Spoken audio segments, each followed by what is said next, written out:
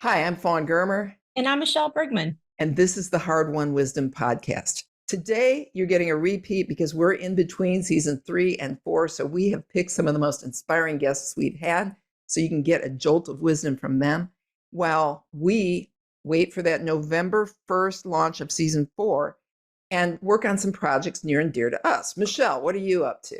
Well, at michellebrigman.com, I have created healthy lifestyle courses and classes to help executive women live more fabulous. And Fawn, what are you working on? Well, at fawngermer.com, you can book me as a keynote speaker with new efforts to show how to bring more adventure and balance and energy with positivity into your life because everybody's so dragging.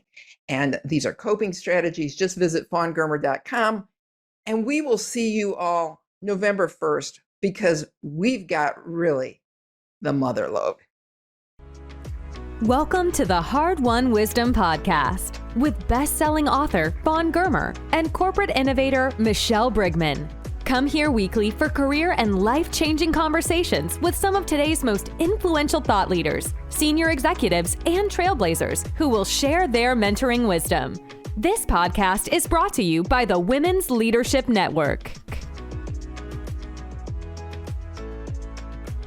Hi, I'm Fawn Germer. And I'm Michelle Brigman.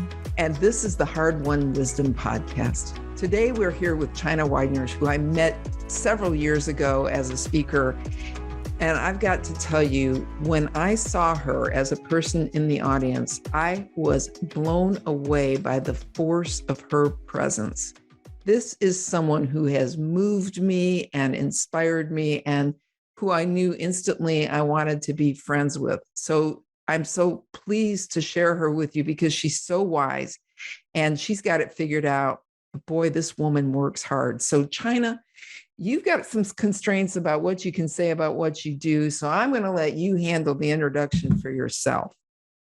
Thanks, Fawn. So China Widener, the best way I'll contextually sort of introduce myself is to say, think of it as I spend lots of my time these days in one of the larger consulting firms in the nation and really serve a client base that is moving, challenging, and changing the way we live every day.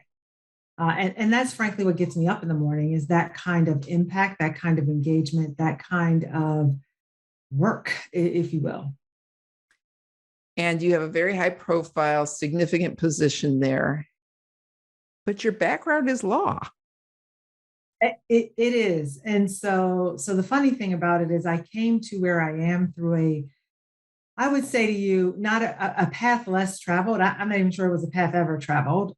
So this is actually my third career. My first career was I practiced law for about 10 years. I then ran really large government entities and then came to sort of this space and place in the consulting universe. And none of it was by design necessarily, but it was about being open, available, and listening for opportunities as things evolved over time. And so it was more a function of what's the work I like to do versus what's the role, position, or company I want to do it with. And that's really what's driven my career all these years. You have not been afraid to transition, change, and dive into risk.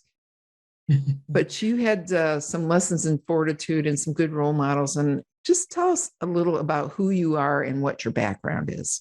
So that's the nurture, nature, and proxy is the way I typically describe it to people. There's the nurture part, right? There's the nature part, rather, about who we're born as. So I'm number 7 in a list of 8.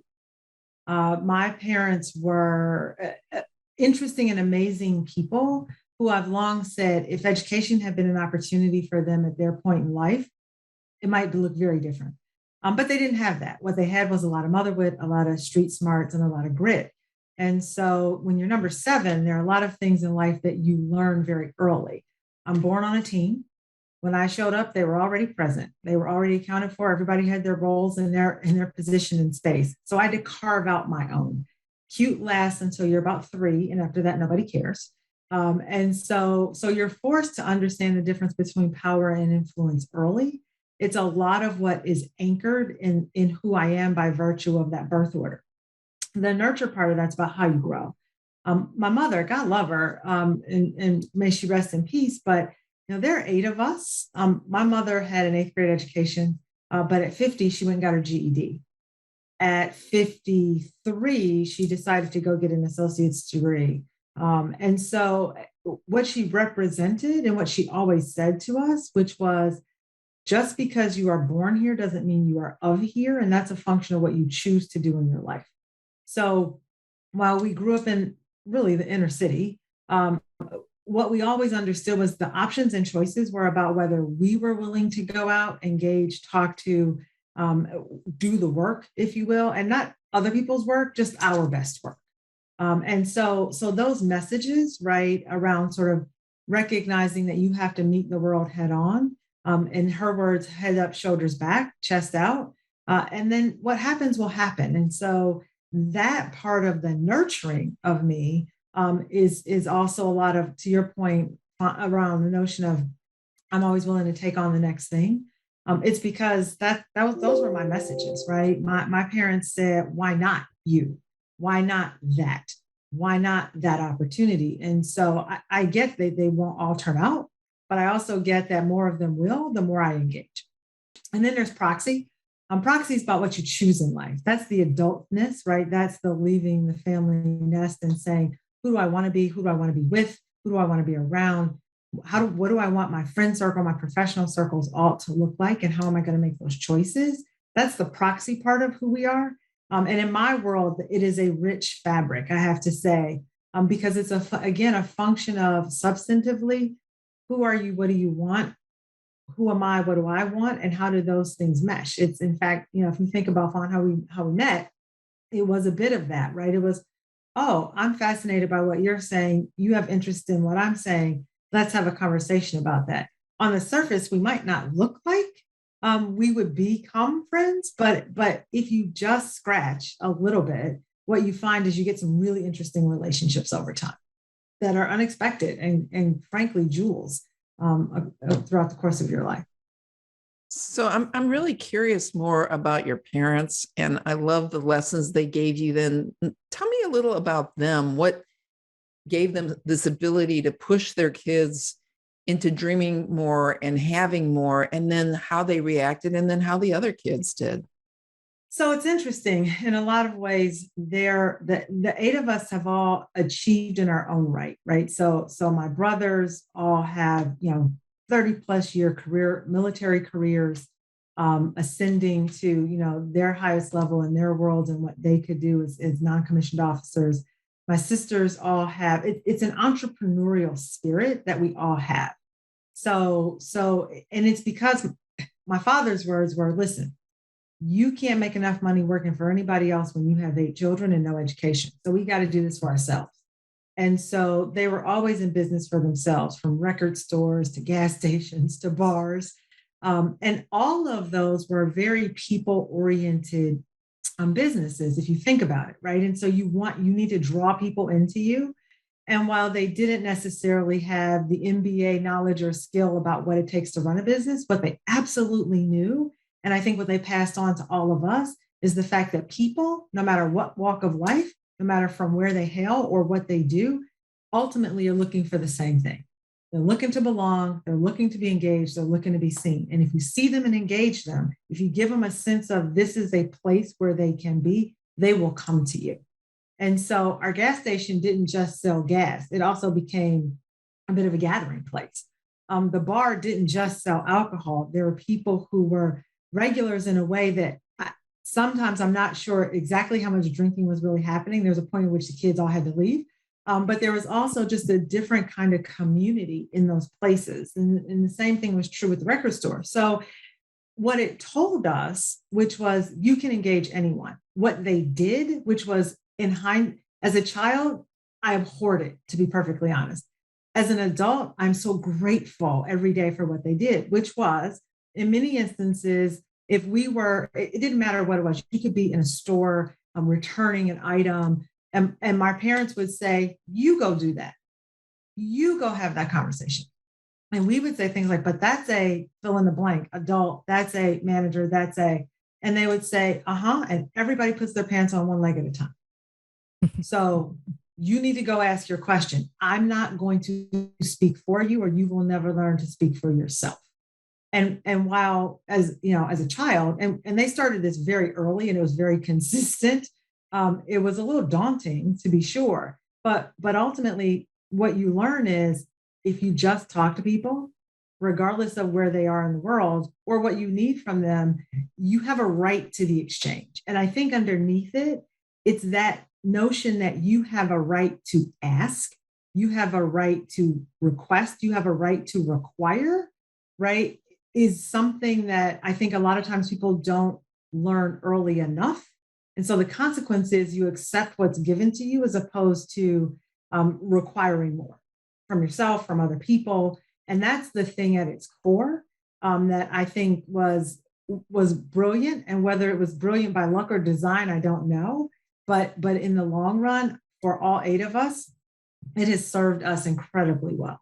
Gosh, Michelle, don't you know so many women who never get that lesson at all? No, I know.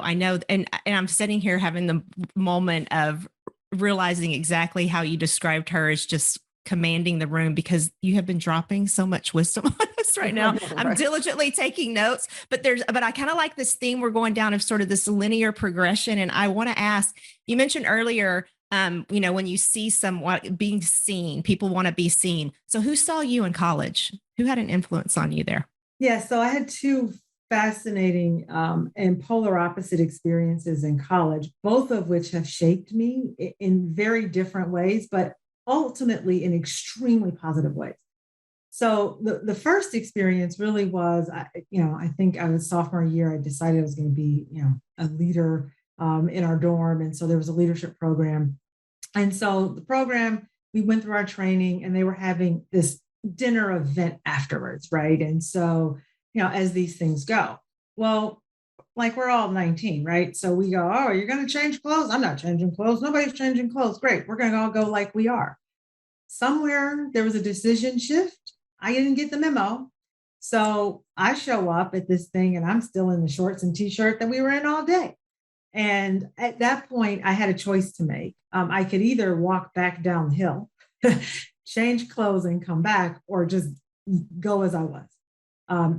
So what I will also tell you is, in those days, I weighed about 260. I wasn't walking back down the hill. Like, I just wasn't.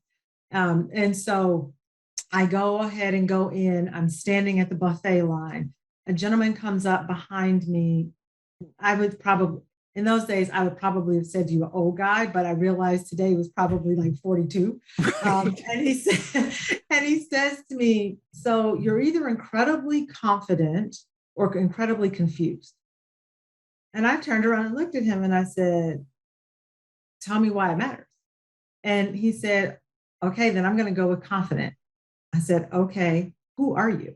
And he goes, oh, I'm nobody. I'm just I'm a 50-year-old white guy who put on a suit to come get a meal. And I'm like, what? And he's like, yeah, you know how this works. If you put on a suit and you're, a gray-haired white guy and you show up, people will feed you and they will just accept you. And I thought, you're nuts. And so I didn't think any more about it. There was a little more exchange. I get my plate, go in, sit down. Well, somewhere through the course of the dinner service, he winds up at the table where I am. Now I'm thinking, now, mind you, folks, this is like, was it 1985? So you don't think stalker and you don't think creepy at this point. You just think you're just strange. But our dorm leader was sitting there and they were having a conversation. And I basically said, who is he?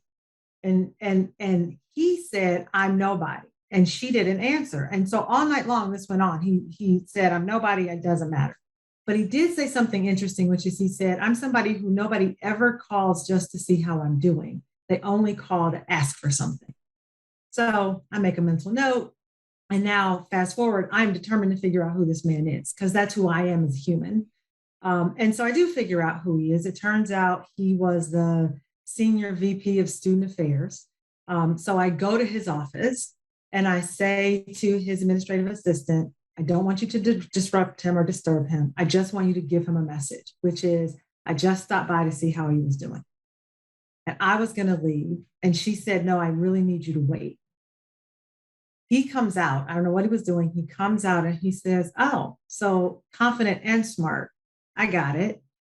From that day forward, he and I had a relationship. And what I didn't know at the time is that this is how he identified students all the time that he was going to pour something into. And in my case, what it became was an opportunity to be exposed to things I wouldn't otherwise have been exposed to be in rooms I wouldn't otherwise have been in, and to learn that it's okay to be the person in the room without all the answers, that it's okay to be the person in the room who's actually doing some absorbing, that it's okay to be the person in the room who's going to ask a good question and not necessarily have any kind of answer for the people around the table.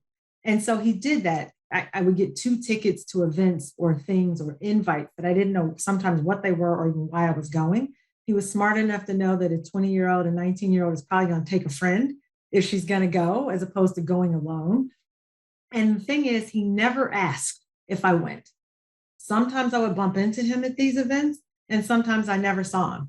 He never would ask me if I went. But our conversations, because we would meet on every 6 to 8 week basis, were always centered around, I realized in hindsight, something that I took from those events, from those activities, those sessions. It was fascinating because it allowed me today to be comfortable not being the smartest person in the room. Being comfortable, I'm not the most experienced person sitting at this table, but that's okay. That is what an incredible story. And it makes me think of, you hear stats that talk about women in business are mentor rich, champion poor. And what I hear you describe is this man was a champion for you. And I think, how did that, and I'd love to get you to speak on that a little bit to our audience about creating champions and building those relationships. Yeah, and you're right. He was a champion, and he did that in a way that didn't require me to be a mini me. I didn't have to be like him. I could be me in that process. And the distinction is mentors share their experiences with you so that you can glean, pick or choose, think about how you might want to apply to the circumstance you're in. But champions facilitate an opportunity. And sometimes that opportunity is to facilitate an actual role, right? A very specific thing that you're trying to actually acquire. But it can also be championing your growth through exposure, right? Through experience that you actually acquire, not that you hear secondhand. And that's really important and very different. I was applying to law school, and he said to me, do you think it's more important to get another good grade or to figure out how business works? Champions push you to think deeper than you would have otherwise based on your skill or ability in the moment. They ask you harder questions, and then depending on your answer and your own frame, facilitate you in getting the experience, the knowledge, the exposure, the relationship that you actually need to have to achieve your goal. And you have to identify the difference, and nobody sits in one bucket or the other the whole time, right? There are people who mentor you who might champion you on a particular issue. There are people who will champion you and might mentor you on a particular issue. So it is fluid and porous in terms of the relationship.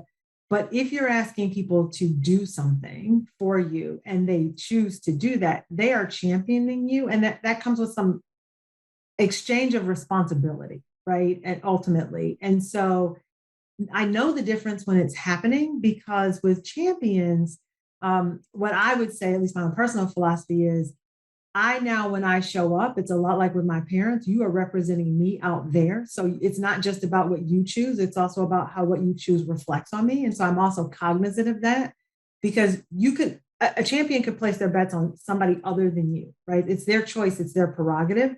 So if you've chosen to pour that into me, then I want to make sure that what I'm doing is going to benefit both of us, because people are going to assess your champion's judgment by virtue of what you've done. Right? If your champion says, China should have this shot, and China does a really good job, then 2 things happen. I got my opportunity, and that person got some chits on their own as well about their judgment, their ability to spot talent, their ability to grow talent. So there's something in it for both the champion and the person being championed, for sure.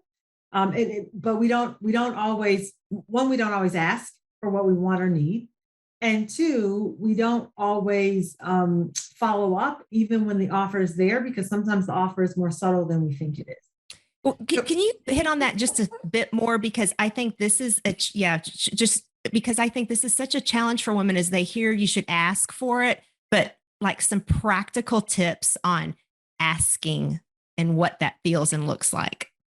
So I have a three-pronged way that I try to think about this and talk about this. And one of which is, one, you got to know what you want, right? You have to start by thinking through what's your own goal. Because I can't help you if you don't know what you're asking for, right? So first things first, which is have some real clarity about what your own goal or outcome is, so that you can articulate it clearly enough to the person that you're hoping to have, some sponsorship or champion behavior from. So once you're clear about what it is, you then have to be clear about whether this person is actually the person who can help you. A lot of times the no isn't because somebody's unwilling, it's because you're asking the wrong person for the wrong thing. A champion has to have chits in position and power in the space and place where you need the help. So you don't go to a podiatrist if you have a heart problem. It's no different, right? In the work world, you go to the right people who are sitting in the right space and place for the right help. And so one, you got to know what you want. Two, you have to make sure you're about to ask the right person. And then you have to be sure about the relationship. And so it's like anything else in the world. The first time I meet you, I can't really ask you for a kidney, right? That comes over time because we've built something together, a relationship, a connection. You know a bit about me, I know a bit about you. And the same thing is true, I think, in championing situations. You have to have some relationship, whether that is by virtue of someone else's referral into that relationship. So you start at step 5 instead of step 1, or if you're starting at step 1, right, the ask is commensurate with the relationship. And so you might have to build to that ask. But if you're there, if the relationship's intact, you know what it is that you want, then it really is just a matter of saying, and it's not so much about saying, so Sally, can you do this for me? It's more about saying, Sally, here's my goal. And I'd be super interested in any direction or support you could provide, because here's what I'm doing, right? So here's my buy-in, here's my ante of what I'm doing to get there. But I think or believe that you might be able to help based on your own set of experiences. And then you've opened the door, and they will give you as much as they are, capable of, interested in, based on the relationship. But then you got to circle back after they've done it and let people know how it turned out, right? Let them know you achieved it, you received it, you have completed it, like whatever the state of grace is, but you follow up. Because the reality is, here's the thing, good champions really know that they're seed planting. And as they climb their own version of their ladder, they've left seeds everywhere they've gone. Those seeds are a benefit to them later, because the further up a ladder you go, the broader the positions become, the more important it is for you to have seeds in lots of places. And so there really is an equal benefit to both parties. But you have to manage it. And women don't always take the time to actively manage the relationship. China, I want to talk about confidence, because when you think about where you came and where you went and how you had to become comfortable going into places that would have ordinarily made anybody very uncomfortable. I want to know how you learned to do that, to be authentic, and then to get beyond that whole imposter syndrome thing that I can't believe we are still talking about so many years after women went to work. So, you are all there. You are a force of nature. How did you get to that point and being able to do that? And then how do you mentor others who may not have had the strong parental guidance in that so that you could do it? Well, it really does start with two fundamental beliefs. One is we do all put our pants on one leg at a time. Like whoever you are, whatever you have, like that. My father was a bit more colorful, and I'll save that for maybe an after 5 conversation. But at its core, that's the core message, right? There are certain things that simply make us all equal, right? Now, whether you accept your equality is a different issue, and that comes with practice. And that is the beauty of their, you go talk to, you go handle. They would step in if it were, necessary, but they let us go as far as we could on our own to figure it out, to work it out, to resolve our issue. What's interesting is, and as I coach people, as I work with people that I sponsor, what I always tell them is it's practice. Like, you have to have muscle memory of the comfort. And well, pre-pandemic, many of us, depending on, your particular field, you have a petri dish of opportunity around you all day long, every day. And it doesn't matter how big or small it is. It only matters that you take advantage of it. So for people who spend a lot of time traveling, for instance, what I would say to them is, so the person next to you, you decide today that you're going to have a 3-minute conversation. You decide today that my goal is, in the conversation, I'm going to stop it first, or I'm going to start it first, right? Depending on what your particular issue is, there are lots of opportunities, right, to practice all the time. So that then when you're in the situation, when you're in the circumstance, it doesn't feel as foreign. Because here's what happens when it feels foreign. Your body responds. Your heart rate goes up, your stomach might twist, you might get a little warm, and you can't think clearly when all that physical stuff is happening.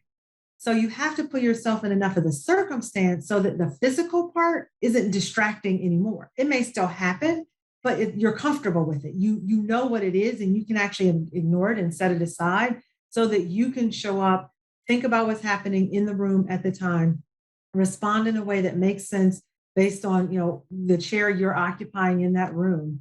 And you can ignore sort of the other stuff that's so distracting. I mean, and depending on where a person is, a lot of times you're thinking about, well, how do I say it? And what does it mean? And do I say it now? And by that time, you've missed the moment, right? The conversation's moved on. But part of it's because we get in our own heads. And what I tell people is, if you can practice enough, even in small ways, you will get out of your head and into the room. And then you're just going to be who you are, right? I had to learn that was going to be okay. And I had to also learn that there were going to be awkward circumstances no matter what. And that's that second college experience I referred to earlier. I had a professor who asked me, I was in a, senior level philosophy class. It's a small group of people because not many people like mine are in philosophy. And he said, so I'm curious, what do you think will be more challenging as you go into the world of work? Being Black or being female? Now, in that moment, I got to tell you, I was, I think I was a junior, maybe, or it might have been my senior year. I didn't know what to do with that. And all those physical things I just talked about all happened. I felt like everybody in the room was looking at me, that everybody was waiting for me to say something. My heart rate went up. It got a little warm. And the whole time I'm trying to think about, now, how do I not offend everybody in this room? Because I feel like no matter how I answer this question, it's a catch-22, and I'm either going to offend somebody or I'm going to get dismissed. And so in that moment, at that point in my life, I opted to take what I thought, quite frankly, was the easier path. And I said, being a woman. I'm not sure that's what I really thought in the moment, but I thought it was the easiest answer to accept in that environment. And so there were only 2 women in the class. I was literally the only person of color, and everybody else was a white male. And I thought, this is just going to be easier to answer this way. Problem is, I walked out of that class and I didn't feel good about my answer. And I carried that with me for the next, several days. Like, it just didn't sit right. And I couldn't put my finger on why, except that what I knew was I didn't say what I really thought, and it was bugging me. Because what I really thought was, how the hell am I supposed to choose between those 2 things? As if I get to put one of them on a shelf every day. Like, I'm just going to be Black today, but not female. Oh, I'm going to be a female today, but not, like, I can't parse them. And so it was in hindsight, a ridiculous question. And what I realized is I don't need to, have to, or nor am I required to give people who ask me ridiculous questions answers that make them comfortable. That I really have to answer that in a way that's going to make me comfortable. I can't control what you ask me, but I can control how I answer, and I can control how I feel about it afterwards. So from that day till this, when people ask questions that, for me personally, whether they're personal questions or actually even in a place where, people are challenging my ideas in the workplace, right? In a way that, we've all been there where you're like, what are we challenging here exactly? Because this doesn't feel like it's about the content. This feels like it's about something else, right? How do you respond to that? And from that day till this, I sort of promised myself I would not in the future bite my tongue that way. Now, that doesn't mean I'm rude, nasty, brutish, life, it's not that, but it is about being clear and direct in a way that I can leave being good with what I said, regardless of its outcome. And that was that lesson, which has allowed me to show up the way that I show up. How does someone like you, so fierce, so sure, function showing up that authentically when you work for such a big machine? You work for a corporate machine with expectations. I can't imagine what happened the day you showed up. They'd be like, oh. Well, so I think off-cycle messaging is wildly important, and I don't think people do it enough. And I especially don't think women do it enough. And I especially don't think people of color do it enough, because we're always so anchored in that moment, answering that question that's in front of us, that we forget there's brand building that happens with every single interaction we have. How you want people to treat you, how you want people to see you is a function of what you tell them, not when they're actively engaging on a particular topic, but how you engage them when you're not having a particular conversation, when you're not having a conversation where people are anchored in their own position. So let me give you an example of what I mean.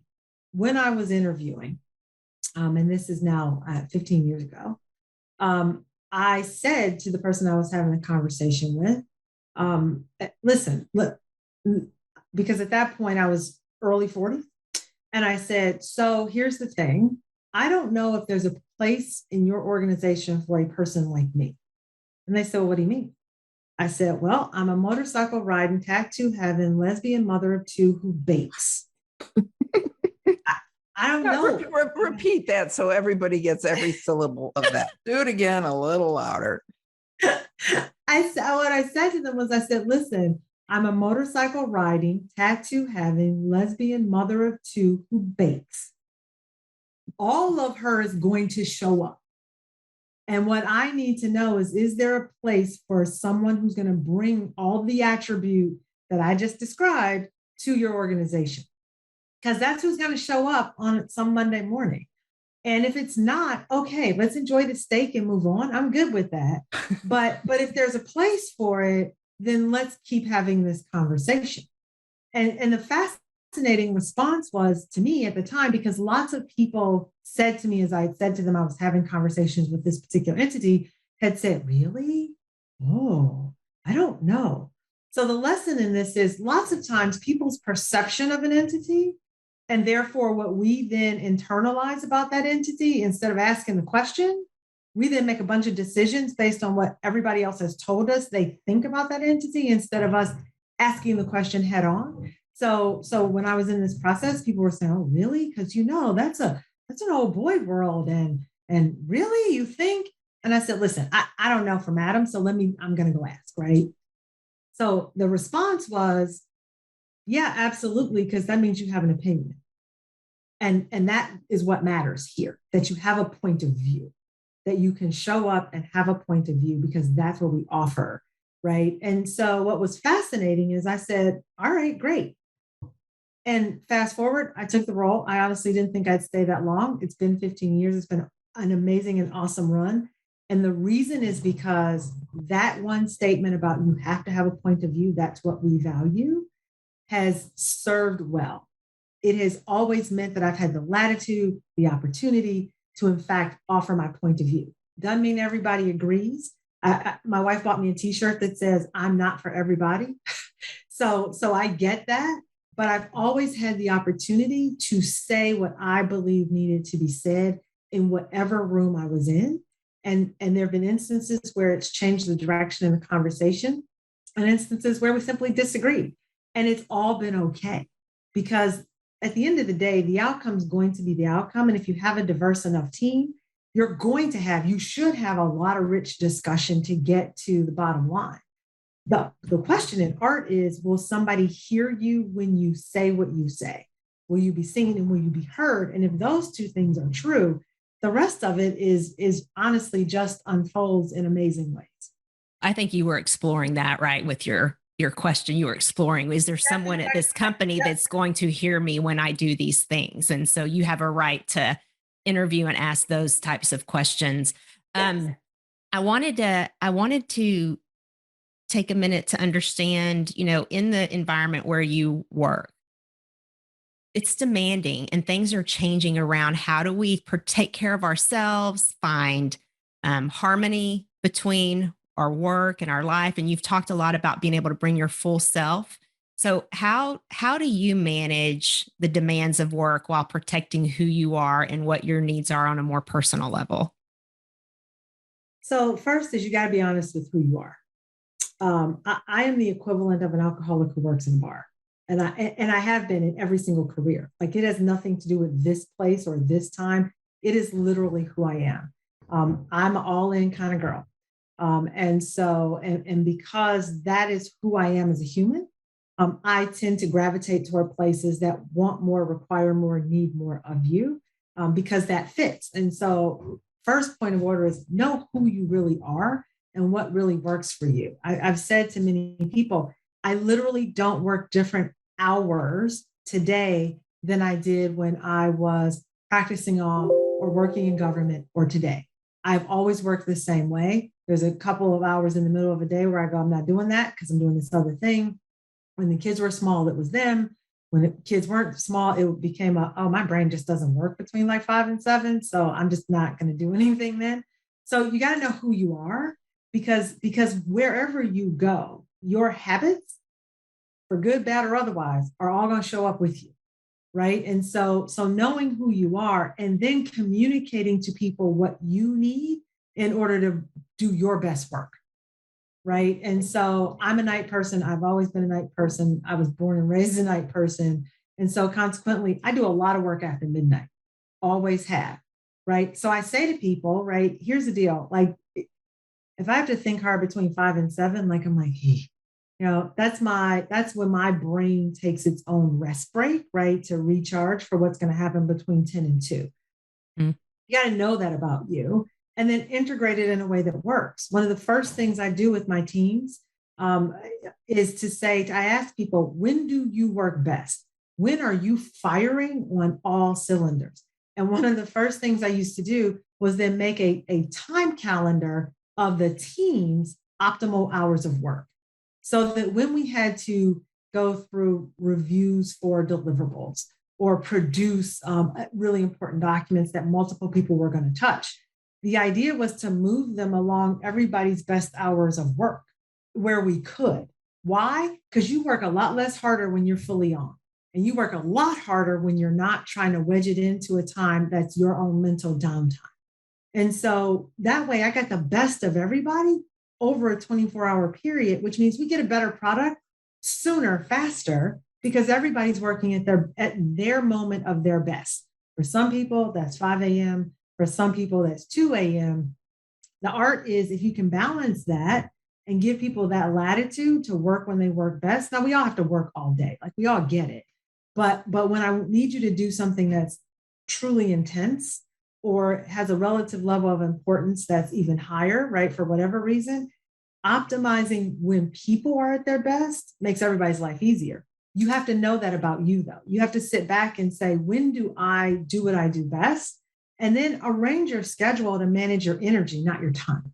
Well, right? So China, when you talk about that, I'm thinking about just real life examples of the leaders who have been very clear, like you did. You set expectations, you're asking these questions, but every time you send me that 2 a.m. email, I, as the person on your team, am having an anxiety attack of, okay, wait a minute, how long is she waiting for me to follow back up? So how do you manage the fear and uncertainty with your team so that you aren't saying one thing, but creating a culture where the demands are confusing or can cause a lot of stress on the folks? Yeah. And it is literally being very clear and straightforward. So, and I think even now people are starting to put like at the bottom of their emails, this may not reach you at a time that you work optimally. This is mine. Don't feel compelled to respond. Well, before that was a tagline. I would literally say to people, listen, you're going to get the email from me between midnight and 2:30 in the morning, because that's when I do email. I am not expecting you to respond. And usually you will find in that email a notion of when I do need you to respond. Like I'm going to need that back by 9 or whatever the case may be. I don't even expect, I even sometimes will say literally, you should be sleeping. This is so you will have it when you wake up, right? Because that's what I want. And so to your point, it is not just saying the words, but following up with the actual behaviors in a way that people actually can internalize that, no, she really doesn't expect an answer at 2:45. And so it's become a running joke where, with all my colleagues around the fact that it's like, two things are true. One is I send a lot of emails at 2 a.m. and you can always tell when I'm actually finally now getting tired because then I'm a bad typist. And they're like, yeah, that was about 3:15. And that was one of your deciphering emails. But, part of it's also about being human, right? And people recognizing it's not about perfection, right? It's really about getting to the right level of good. And so it is about what you say. So I say to people many times, here's when I need it, right? Here's the outcome and the time that I need it. And if somebody doesn't tell you that, then ask them, right? Because I tell people, look, I don't care if you work at 2 a.m. or 2 p.m. That's not my issue. My issue is we need this product on this day by this date and time for whatever purpose it is. That's what I need you to meet. I'm going to let you manage you in the process. If you miss those milestones, that's a different conversation. But that's a different conversation predicated on actual behavior, not on some arbitrary set of rules about how I need to manage the world. And so active follow-up, consistent with the verbal message, is incredibly important. One of the times that we were together, I was moderating a panel, and in the audience were MBA candidates that the unnamed consulting company was trying to recruit. And I just blurted out, so how many hours do you actually work? And you told the truth. And they had wished that I had not asked that question, because as I recall, you were over 80 hours a week at that point. There are times when that's just true, right? But again, know who you are. And as I said to them then, this is about who I am. When I worked in government, my hours were literally not different. When I moved into this company in this role, one of the first things people said is, you work a lot. And I go, yes, I've always worked a lot because that's who I am, right? It doesn't mean it's required. And it's about how you work. It's about how you choose to work. My wife will surf the internet in the evening for a couple hours. It's just, I don't know. It's like roaming around to me. I have zero patience or interest in roaming the internet for no purpose. I would rather do my email. I would rather finish a document. I would rather do something, right? That's her thing. She does it all the time, right? That's cool. Not for me. I can't just surf. I can't just. Right. But the bigger question is, how do you maintain that level of intensity, productivity, and have a successful relationship and be a parent? And I do know that you've had to make sacrifices as a parent, and I want you to talk about that because you've been very upfront about that. Oh, yeah. Listen, the deal in our house is we're all doing this. So we got to all be in or we're all out. I'm okay with our choice, but we have to collectively make the choice because I'm not doing mommy guilt. So, and the way to avoid mommy guilt is to have a discussion. Now, obviously you can't have a discussion if they're 3, but as my kids were aging, right, as they were 8 and 12 and then 12 and 16, and we had to make milestone decisions about the career choice, it was a collective conversation and a collective benefit. So I did 3 things over the life of my career that I have found helpful.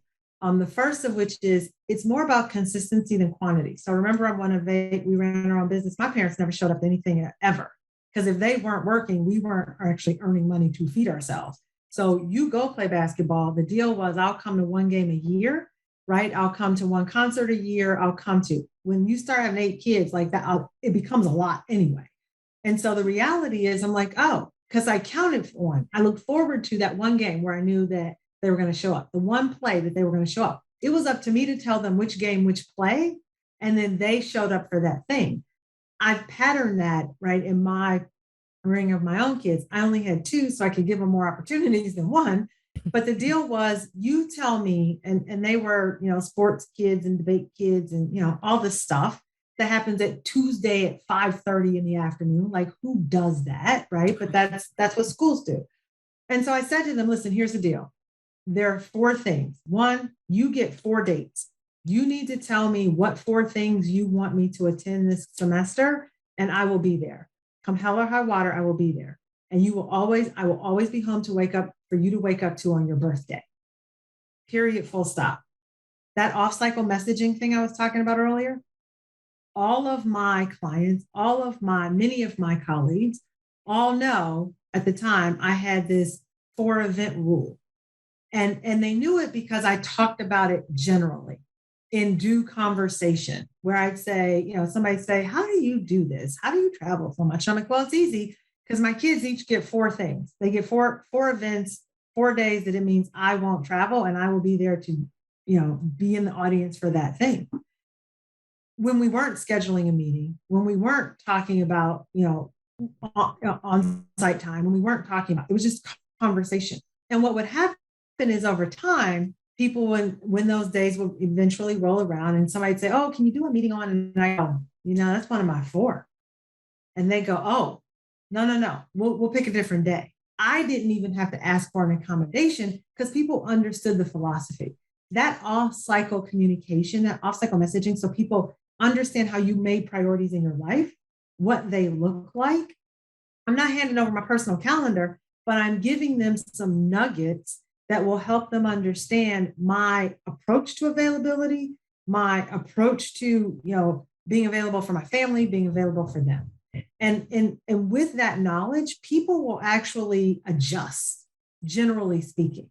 Now, like anything, there are times when you go, oh my God, this thing is about to happen and that thing's going to happen. And they are running headlong into each other. At that point, it's all about the earlier you realize it and the earlier you have a conversation about it, the more likely you are to get to a solution that's livable. Sometimes, and this is what I said to my children, and some of you might find this challenging as a philosophy, but I literally said to my kids by the time they were in middle school, I said, listen, there are going to be days where literally nothing on the planet will be more important to me than you and what you need in that moment. And you will have everything you need from me on those days, bar none. There are also going to be days where I'm not going to care about Susie being mad at you, about who's not talking to you, about which homework thing, about what which teacher said. I am not. And that is also a true statement. And on those days, you will work it out for yourself, because the truth is there are things you're going to need to learn to work out for yourself. Both of these things will exist. What we will decide together is whether the issue is important enough that I need to solve it or you need to solve it. And that's what I did. And so literally my kids would come in with oh my God, I got it done. And I go, okay, is this a mommy problem to solve or is this a you problem to solve? And they go, oh, yeah, I don't need you to solve it. Oh, okay. All right. Well, that's really mature. And then they move on. And sometimes they go, no, you have to do this. And if that's what they told me, then great. But at the same time, they were learning to judge the level of complexity and importance in the decisions they were making every day. So everything wasn't an unmitigated disaster that had to be fixed right now. And so it helped them start to parse, how important is this really? Is it important enough? And if it is, then that's what we're going to do. But if it isn't, you're going to do it and let me know how it worked out. And that's what we did. And the backside of that was, because it was a joint decision about, are we going to go after this next promotion? Are we going to take this next thing? Are we going to do what it takes for us to achieve that? And if the answer was yes, and we did, and we were successful, then they got a bonus at the end. That if it's a good year for me, because we all bellied up to the same bar and did what we needed to do, then it's a good year for you. And they would get things that represented their extraordinary input in this extraordinary achievement. And that way they also understood they were making an investment and they were going to reap some benefit on the other side of it. They didn't always like it, to be clear. Let me say, they didn't always like it. But they at least understood it and they could process it. Would I tell you they'd say, oh, gee, it would have been nicer for you to not travel so much? Sure, I'm certain it would be. I didn't look like every other mom, right? But at the same time, they would also say, because they're now 24 and 27, that they are much more comfortable making good decisions for themselves today than they think some of their friends are. Did they have resentment when they see their friends having their moms there everywhere? Or was your wife able to be more present? She was able to be more present. I mean, the reality is I was never going to be the mom that showed up to read story hour. Like, it didn't matter. And so in those years, I was actually working in government, literally 10 minutes from my house. I wasn't a storytime mom then either, right? I've never been that person. Again, it's about knowing who you are. I tell the teacher, tell me you want some cookies, I'll bake them in the middle of the night. Tell me you need a project done, I got no problem with it. I'm not coming to read. I'm not going on field trips. I'm not that human, right? And so my contribution is based on my wheelhouse, right? You need somebody to build some spreadsheets for you. You need somebody to fine, give me tasks that I can do on my own time. Don't ask me to do things that mean I need to be at school at 3 p.m. on a Tuesday, because I'm not her, right? And so they did have the ability to, my wife would be able to show up. Like, I had a rule. You don't give me the permission slip, then I don't know what to tell you. I guess you're not going. I'm not running out at I'm not doing it, because if you fail once, that usually solves the problem. If they miss it once, then they usually don't ever miss it again. Right. And so I'm like, there are natural consequences. That's all I got. And so teachers would say, we even at one point I was like, listen, I would show up and go, yeah, I'm the phantom parent. I'm the other one that you never see. And they'd be like, oh, you're the one who's always on planes. I go, I am. Right. But I was the project parent. So I didn't ask about homework every day, not my shtick, but all projects were my purview, because projects had a lead time. You had to structure them. Right. So how we did division of labor in our house is she did the day-to-day, because I'm not that human. And I did the project work, right? Melty, snowy ice, right? Like, I did the science projects. I did the big writing projects. Like, that was where I leaned in. So they got an adequate mix of both. They just got me doing the stuff I'm actually good at instead of the stuff I'm not. That's wow. A lot of wisdom. Yes, this has been incredible. Like, I can sit here and listen to you. I told you. Didn't I tell you she was going to blow you away? I know. And you were exceeded expectations. It was interesting, as I was, just to kind of wrap us up, there was this theme that I felt like I noticed through your entire story about you were taught early on, and it has followed you, to make conscious decisions. Your family taught you to make conscious decisions. Your mentors, your champions have taught you to do that. It is so ingrained in who you are. And it sort of took me to this place where I'm like, what does that all mean? What it meant was, the advice is this: you know who you are, right? For us, we need to know who we are. We need to then know what we value and want.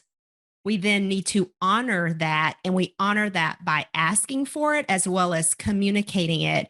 And through that, then understanding of ourselves and that conscious decision about who we are and how we live, it gives us space then to honor others. And I think that's why, as a leader, I'm hearing you able to create an environment where people thrive based on their values, who they are, whether it's your family and you're teaching them, or the kids, or your coworkers and colleagues. And that just sort of wraps up to a very powerful message to me. But I loved a couple of quotes where you talked about, be open, available, and listen. The work you desire will guide you. And I think my favorite, I have so many, but I'm going to just give one more. Just because you're born here doesn't mean you have to choose here. And I just want to drop the mic on that one because I think this is a crutch that many women particularly lean on, that we need to just let it go and become who we want to be. And we do that through those steps and tactics that you shared. This was beautiful, a beautiful moment. Yeah, China, thank you so much for being with us. You always hit a homer. So I'll just have to continue to nag you. Write your book. I'm buying it. Closer. I'm getting closer. You said that the last time. No, but you gave me some instruction, and so I now have chapter headings, and I have stories associated to them. So it's a slow process for sure, but I'm getting closer. Well, thank you so much for being here. We will be your first interview when it comes out. So thank you so much, China. Thank you. Thank you for having me and giving me an opportunity to share. And hopefully, valuable nuggets for folks to take away and, hopefully help move forward in their own career choices. All right, everybody. Come back November 1st where we start our new season. Can't wait. Thank you for joining the Hard-Won Wisdom podcast with best-selling author Fawn Germer and corporate innovator Michelle Brigman. Join us weekly for career and life-changing conversations with some of today's most influential thought leaders, senior executives, and trailblazers who will share their mentoring wisdom. This podcast is brought to you by the Women's Leadership Network. Visit hardwonwisdom.com for more on this podcast and for links to Fawn and Michelle's web pages and social media. Also, be sure to rate, subscribe, and review wherever you listen to your podcasts. We really appreciate that effort, and we'll see you next week.